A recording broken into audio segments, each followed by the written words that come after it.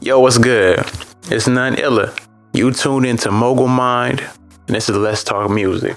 Today, we're going to talk about why you should stop doing fake views, streams, likes, comments, and why it's hurting your career more than helping you.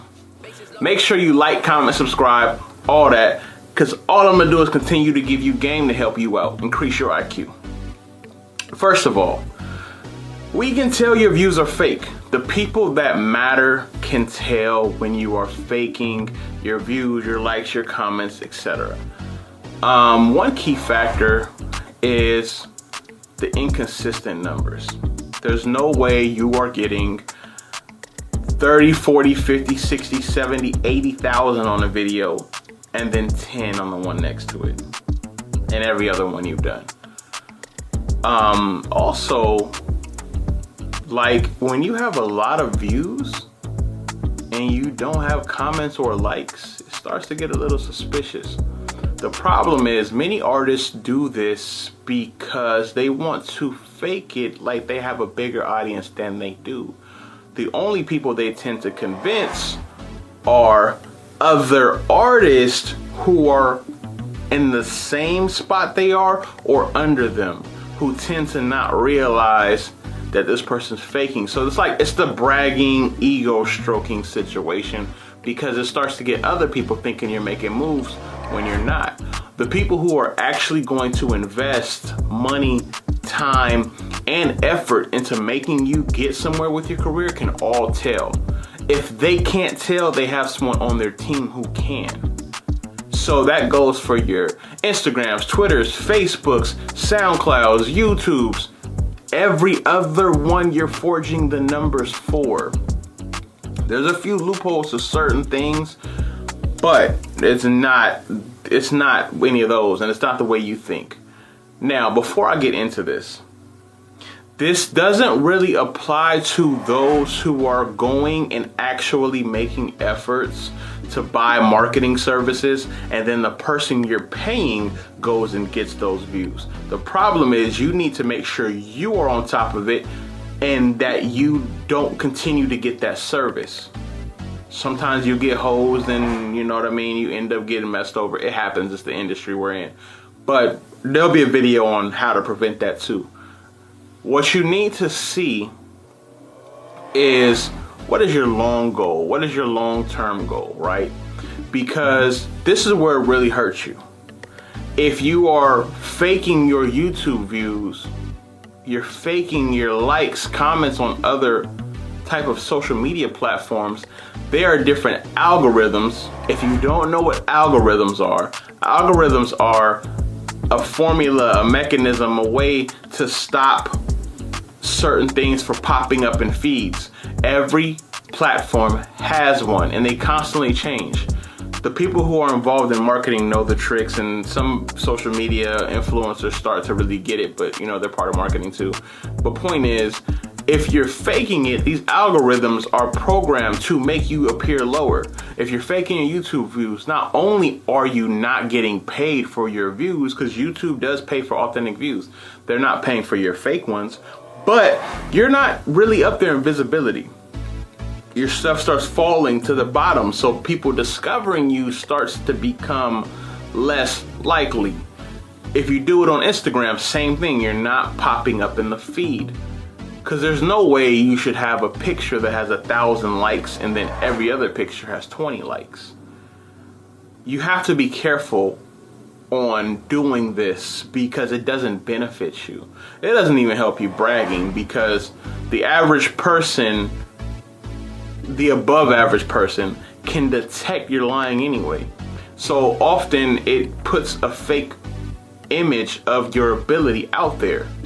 Another reason it can really hurt you is, let's say you have a label watching you, an A&R watching you, and you don't even know. And they finally go, all right, cool. Lil so-and-so's a dope artist. He got a little following. And they spend money on having you come out. They pay you to come perform, and you don't draw a crowd. guess what? You might get blackballed, or depending on how high they are there, because some people can't blackball you like that yet, they won't be hiring you to perform again. Same with features. People who understand things as far as numbers, they're not gonna buy a feature from you and your popularity is horrendous. Like, how are they gonna spend money on you and they know you can't draw an audience?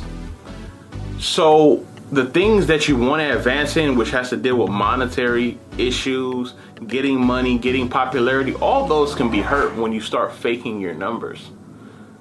And I've heard people say, oh, they do it in the industry. It happens in real life. It's different. It's different when you have a machine behind you. When you have an authentic hundreds of thousands of fans, forging 10,000 or 20,000 doesn't look so bad when people start actually commenting and interacting. There's live interaction occurring. You don't start to question numbers. So that means it happens, but it's like, picking a needle out of a haystack. You just have to be careful. Be careful because it overall hurts your brand. And if you want to start playing with major players, you got to really consider how you look in your brand and what you are pushing.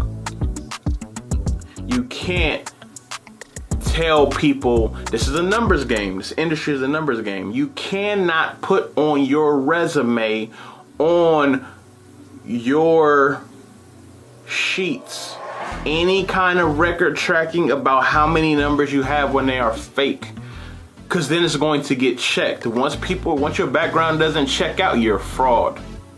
Once you're promoting all that, you're a fraud. So you have to ask yourself what matters. Are you trying to be cool around the block? Oh, you cool as hell to your homies who don't know you faking it.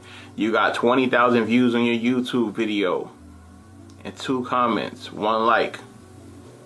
Doesn't sound right. There's some people who have literally probably only like 2,000 views and have 400 comments and people are loving it. That is a more viable number.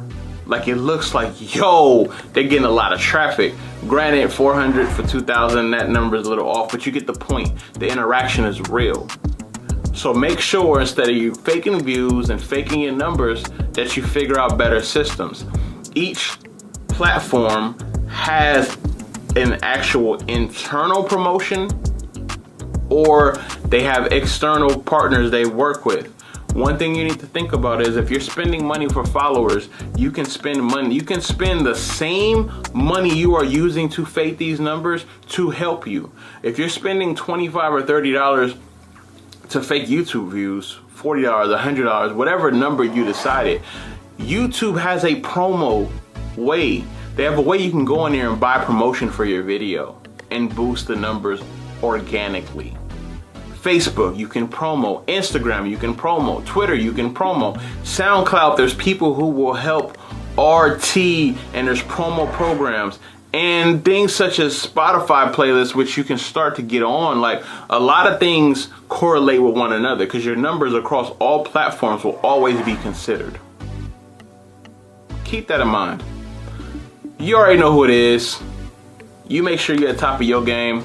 I'm going to do what I can to help you out with that.